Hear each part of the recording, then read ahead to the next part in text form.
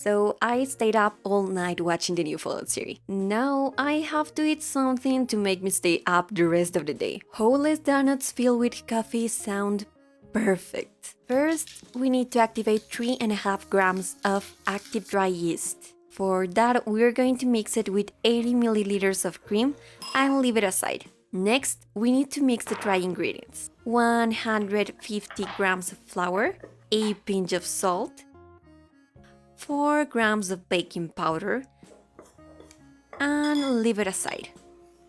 Now mix 1 egg with 40 grams of room temperature butter. Once the egg and the butter have mixed, add 40 grams of sugar. Take back the active yeast and add it to the mixture. Once this is fully combined, add the dry ingredients. Don't forget to sieve the dry ingredients to make the donuts extra fluffy. If the mixture looks too dry, like this, add a bit more of cream, or you can also use milk. I ended up using an extra 20 milliliters, but just keep adding a little bit of milk until you get this consistency. Put it on a piping bag to fry our donuts. Oh no! Okay, everything is inside of the bag. Now you need to heat the oil. Here I'm using sunflower oil, but you can use any vegetable oil. If you don't have a thermometer, don't worry. To check the temperature of the oil, throw a toothpick.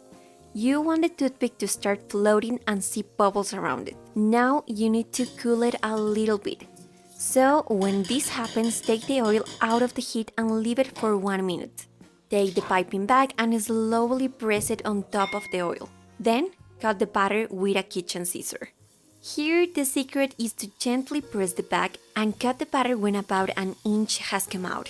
If you're liking the video, please subscribe, it will help me a lot. That way I can know what you want to watch and keep uploading real recipes for unreal foods. Move them a little to make sure they get a golden brown everywhere. Take them out of the heat and put them on top of some napkins to get rid of any extra oil. It takes less than a minute for them to get ready. I suggest to try one out to make sure they are fully cooked. If they are golden brown on the outside but raw on the inside, remove the oil from the heat for a minute more to lower the temperature a little. Then return it to continue frying. Now I will make the coffee filling. For that we need 50 grams of hot cream and 8 grams of instant coffee. I know that the original recipe, the donuts are filled just with coffee, but that doesn't sound like a great idea. So instead, I will make a coffee ganache. We need to melt 100 grams of chocolate on a double boiler.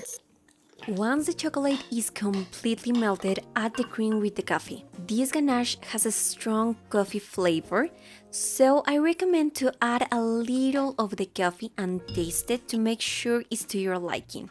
That tastes amazing. Because it is a replacement to just coffee, the chocolate flavor basically disappears. But you can add the amount of coffee to make it to your liking. Ganache done and ready to fill the donuts.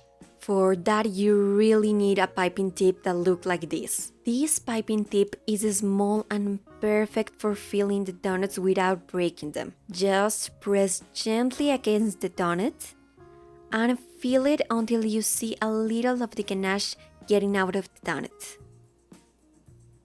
Unfortunately, if you don't have the piping tip, the only solution is to manually make the holes and fill the donuts. But I guess that would be more accurate to making them in an apocalyptic world. Another way is to use the ganache as a topping.